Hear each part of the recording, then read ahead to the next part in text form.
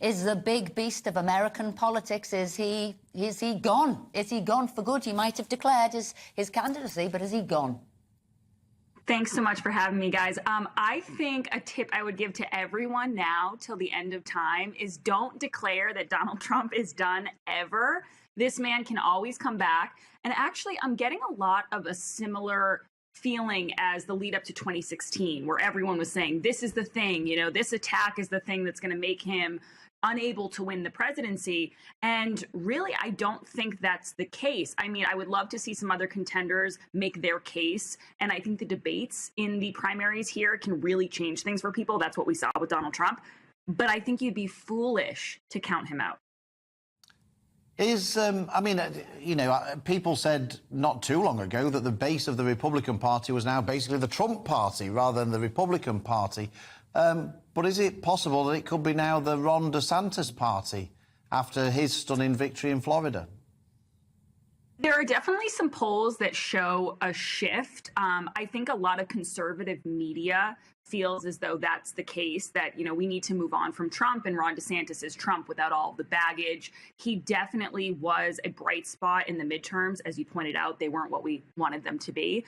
But as far as is he the new face of the Republican Party, I kind of think that conservative media and liberal media together, they make this mistake of trying to crown someone very early on and trying to make a hero out of people, where really, if you look at the midterms, we have to focus on what went wrong and what we can do strategy-wise, instead of trying to say, well, this hero no longer is going to save us, but this guy is going to save us. I think we need to kind of steer clear of that narrative.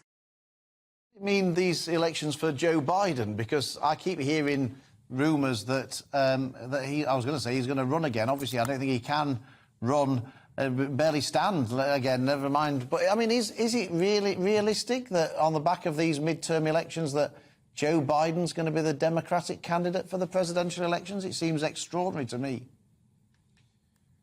I can't imagine that he's going to be running. He's going to be so old. He's already struggling a lot on the world stage. But it's this weird thing that I notice in politics, especially here in the United States, where the older people get, the less they want to let go of power. I mean, you saw Nancy Pelosi yesterday. She said that, you know, she's going to retire from the leadership, but she's going to stay on as a representative of San Francisco. There is something about this world that is very intoxicating for people, and they don't want to leave. And I do think that Joe Biden feels like he staved off this massive red wave. He is taking a victory lap.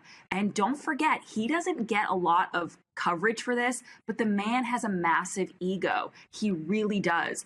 And I think he's feeling incredibly pompous right now. And I think it's going to be harder for the Democrats to convince him to exit stage left. And that could be a problem for them. Grace Curley, thank you so much for joining us this morning. Laurie, I mean, the loveliness of youth, though. I'm glad that she thinks that older people. Yeah, well, I mean, I think Nancy Pelosi, she's 81, I think, at the moment. Still looks good on it. No, she does. But I just wondered. I mean, it seems to me that the contest for the Republican nomination between potentially Trump and DeSantis is going to be more exciting than the presidential election itself. Oh, it quite possibly be, and if we have time, I'd like to talk about the Democrats. But I think Donald Trump, we know he's now going to run. He has sort of put that to rest. I think it would be healthy to have some debate in the Republican Party. If that's between Trump and DeSantis, so be it. Don't forget Mike Pence, who just launched a book, who just did a big CNN show. He looks like he's eyeing some kind of run for something. But I think for the Republican Party to have some sort of a debate about policies, about personalities, I think very, very healthy. I think but the Democrats, you know, again, Biden, again, I mean, 300-odd million, you must have somebody better than Biden. Isn't it bizarre that 2 years on that we don't really have a sense of who either candidate will be? But one question, where's Kamala? Where is she? Well, she was in one of the stories that Rhiannon read. That is the first time I've seen her name. She's a vote loser, though, isn't she, for them? Well, who knows? We haven't seen her. And no, but I would argue that this is the most important vice president we have ever had, given the president's age. We know nothing about her, and I think that's concerning. Laurie Laird, thank you so much for joining us this morning. Andrew Gilligan, are you a Trump fan, a Biden fan? No, I'm really not a Trump fan. Sorry about that. Are you a Biden fan? Are you a DeSantis fan? Biden's a bit old and doddery. So kindly put.